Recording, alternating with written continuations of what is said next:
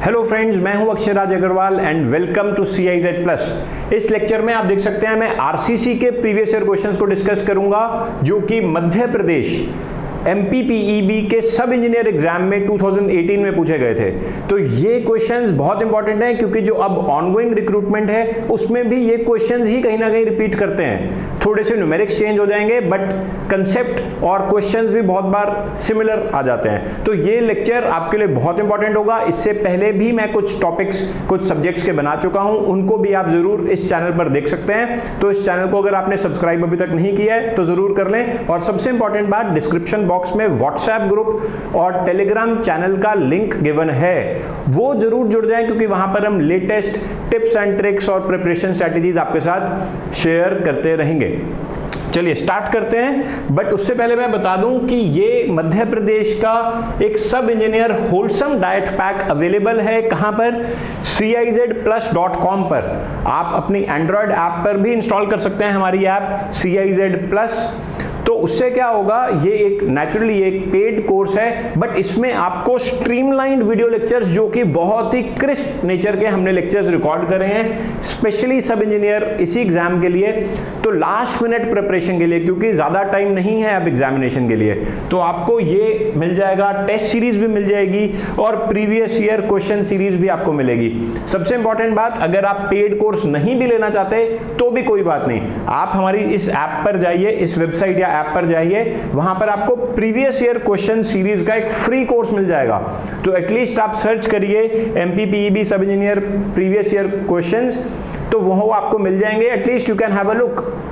बाकी YouTube पर मैं ये क्वेश्चंस तो फ्री में करवा ही रहा हूं। जिसको अच्छा लगे, जो और पढ़ना चाहता है हमारे से, जो मेरे से और पढ़ना चाहता है, जुड़ना चाहता है, वो नेचुरली इस होलसम डाइट पैक को ले सकता है। बहुत ही नॉमिनल सी कॉस्ट पर अवेलेबल है। अगर आज आप जाओगे, प्रोमो कोड यूज करेंगे आप MPPEB20, मैं लिख देता हूं यहां पर MPPEB20।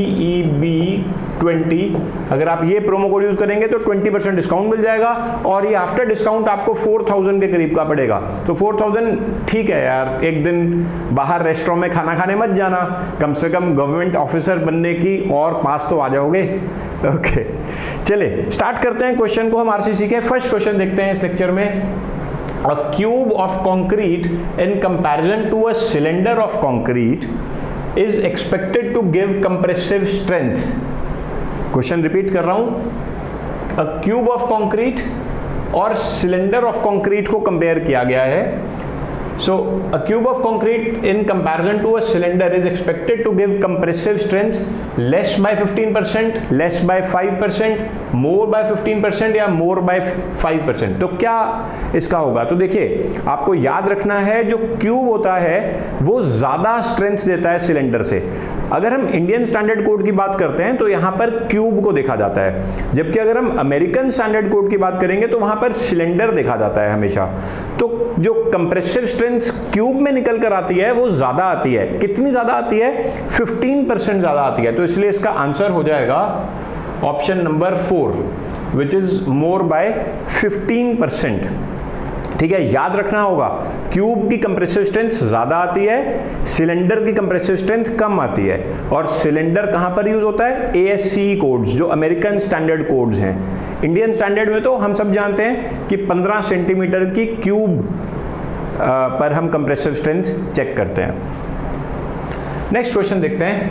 Concrete is kept moist for a certain period of time after placement and finishing to enhance its strength and durability. This is called curing, buttressing, nogging या shoring। तो देखिए, बहुत सिंपल क्वेश्चन था। कंक्रीट को moist हम for a certain period of time रखते हैं, इसको क्या कहते हैं? इसको हम कहते हैं क्यूरिंग। सब जानते हैं। ये ऐसे कुछ सिंपल क्वेश्चंस आपको छोड़ने ही नहीं है क्योंकि ये तो हर कोई अटेम्प्ट कर देगा। ठीक है, तो क्यूरिंग किसे कहते हैं? जब हम कंक्रीट को पानी सप्लाई करते हैं। नेक्स्ट देखते हैं। एज पर IS 456-2000 the assumed standard deviation for M25 grade of concrete is।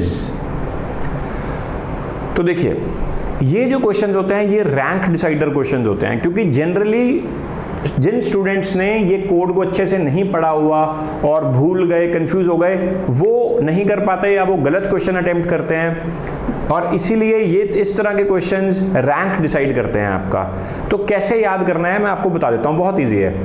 2018 में तो M25 ग्रेड ऑफ कंक्रीट की स्टैंडर्ड डेविएशन पूछी गई थी। हो सकता है कि अब जो पेपर होने वाला है उसमें M30 ग्रेड ऑफ कंक्रीट की पूछ लें, या M20 ग्रेड की पूछ लें, या M15 की पूछ लें, कुछ भी पूछ सकते हैं। तो याद कैसे करना है, देखिए दोस्तों, याद रखिएगा, अगर हम M20 या फिर M25 की बात करेंगे तो उसमें जो स्टैंडर्ड डेविएशन है वो हमेशा 4 न्यूटन पर mm स्क्वायर ही लेनी है। इनकी M25 की कंप्रेसिव स्ट्रेंथ कितनी होती है, या कैरेक्टरिस्टिक स्ट्रेंथ बोले तो कितनी होती है, दैट इज 25 न्यूटन पर mm स्क्वायर। M20 की कितनी होती है, 20। बट इन दोनों के लिए जो स्टैंडर्ड डेविएशन है, अगर मैं सिग्मा लिख देता हूं ऊपर, सिग्मा स्टैंडर्ड डेविएशन, वो 4 लेनी है हमेशा। ये IS 456 2000 में आपको टेबल मिल जाएगा। अगर बात करते हैं M30 से लेकर M55 तक, तो ये 4 न्यूटन पर mm स्क्वायर से बढ़ जाती है। कितनी हो जाती है, 5 न्यूटन पर mm स्क्वायर। ये याद रखना है। तो अगर M30, M35 या कुछ भी पूछ लें M55 तक, तो ये 5 न्यूटन पर mm स्क्वायर है। और अगर वो M20 से कम पूछते हैं, लेट्स से वो M15 की बात कर लेते हैं, M15 के लिए जो स्टैंडर्ड डेविएशन है वो 4 से कम हो जाएगी। कितनी कम हो जाएगी, क्या हो जाएगी, 3 ना, 3 नहीं होगी, ये होगी 3.5 न्यूटन पर mm स्क्वायर। ऐसा मैंने इसलिए किया ताकि याद रहे, 3 नहीं करना, 3.5 है। इसमें जस्ट रट्टा मारना है, इसको वैल्यूज याद करनी पड़ेंगी बस। तो अगला क्वेश्चन था M25 में 4 है, तो इसलिए आंसर ही हो जाएगा करेक्ट। तो जिसको आता है वो तो सीधा चलता बनेगा ना, टाइम भी नहीं वेस्ट होगा। नेक्स्ट देखता हूं, workability of concrete can be found out by. अब वर्केबिलिटी के तो बहुत सिंपल टेस्ट है, हमें पता है। तो स्लंप टेस्ट है, जानते हैं, ऑल ऑफ द अबव पहले ऑप्शन दे दिए। VB कंसिस्टोमीटर टेस्ट भी बिल्कुल वर्केबिलिटी के लिए ही होता है, और कॉम्पैक्शन फैक्टर टेस्ट भी वर्केबिलिटी के लिए होता है। इसलिए इसका आंसर क्या हो जाएगा, option number 2, that means all of the above. ठीक है, ओके। फिर देखता हूं, the estimated volume of cement required to prepare 150 cubic metre of 1:2:4 concrete is. तो हमें क्यूबिक मीटर फाइंड आउट करना है कि कितना वॉल्यूम ऑफ सीमेंट हमें चाहिए है ताकि हम 1:2:4 कंक्रीट जो है, ये 1:2:4 कौन सा होता है, M15 हुआ ना। तो M15 कंक्रीट का अगर 150 क्यूबिक मीटर आपको प्रिपेयर करना है तो उसमें आपको कितना सीमेंट का वॉल्यूम चाहिए होगा, ये फाइंड आउट करना है। तो ये बेसिकली RCC का भी क्वेश्चन कह सकते हैं, या आप इसको बिल्डिंग मटेरियल्स एस्टिमेशन का भी क्वेश्चन कह सकते हो। एनी हाउ, हमें पता होना चाहिए कि क्वेश्चन सॉल्व कैसे करना है। तो याद रखना, 1 मीटर क्यूब अगर हमें कंक्रीट बनाना है, अगर हमें M15 की बात कर रहा हूं, अगर हमें M15 कंक्रीट बनाना है 1 मीटर क्यूब, तो उसमें 6.3 बैग्स ऑफ सीमेंट लगते हैं। कितने लगते हैं, 6.3 बैग्स ऑफ सीमेंट। हाँ, अगर M15 की जगह M20 करें, मान लेते हैं M20 का बनाना है, तो उसमें 8 बैग्स लगते हैं। 8 लिख देता हूं, जस्ट पता होना चाहिए, क्योंकि क्वेश्चन डायरेक्टली ये भी पूछा जा सकता है कितने बैग्स। सो अगर M20 है तो 1 मीटर क्यूब में 8 बैग्स लगेंगे। अगर M15 है तो 1 मीटर क्यूब में 6.3 बैग्स लगेंगे। तो क्वेश्चन है 1 मीटर क्यूब, क्वेश्चन है M15 का, तो 1 मीटर क्यूब में 6.3 बैग्स लगेंगे। यानी कि अगर 150 क्यूबिक मीटर की बात करें, 150 क्यूबिक मीटर में कितने बैग्स लगेंगे, तो आप खुद सोच लो, 6.3 मल्टीप्लाइड बाय 150, यही होगा ना। तो इसका मतलब इतने बैग्स लग जाएंगे सीमेंट के, और हमें वॉल्यूम पूछी है। तो 1 बैग ऑफ सीमेंट का वॉल्यूम कितना होता है, 0.035 मीटर क्यूब। हमें पता है that 1 bag volume is equal to 0.035 metre cube.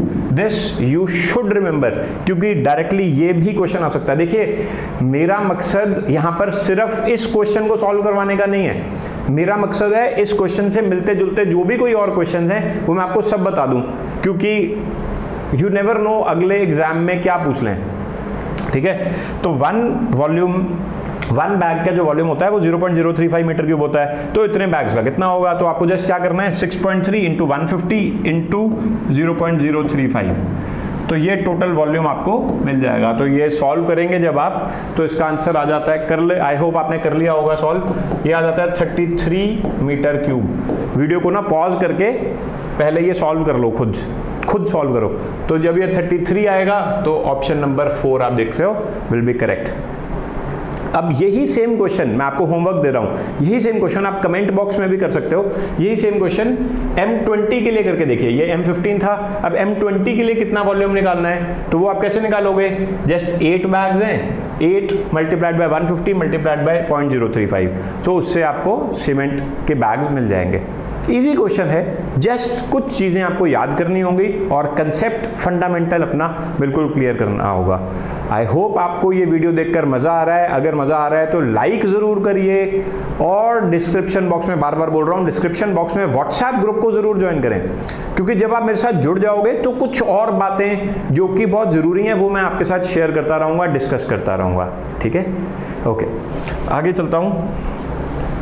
The ease with which concrete can be mixed, transported and placed in position in a homogeneous state is called, बहुत easy question है, bleeding, segregation, durability या workability। तो इसी को तो workability कहते हैं, ये basically workability की definition है। Workability is the ease with which concrete can be mixed, placed, transported, उसको workability कहते हैं। नेक्स्ट देखता हूं, the ultimate limit state of bending failure deemed to have reached in an RC beam when the strain in concrete at the extreme compression fibre reaches a value of. तो देखिए दोस्तों, simple question है, इसमें पूछा गया है कि maximum permissible bending strain in concrete कितना है। दो बातें, इसमें मैक्सिमम परमिसिबल पूछा गया है। अब दो बातें क्या हैं कि स्टूडेंट ना यहाँ पर कंफ्यूज करते हैं, maximum permissible strain in concrete, तो कुछ लोगों को याद रहता है 0.0035 और कुछ लोगों को याद रहता है 0.0020। अब ये दोनों ही करेक्ट हैं। अगर मैं 0.0035 की बात करूंगा तो ये कहां पर करेक्ट है, ये 0.0035 है बेंडिंग में, और अगर मैं 0.002 की बात करूंगा तो ये करेक्ट है एक्सियल में।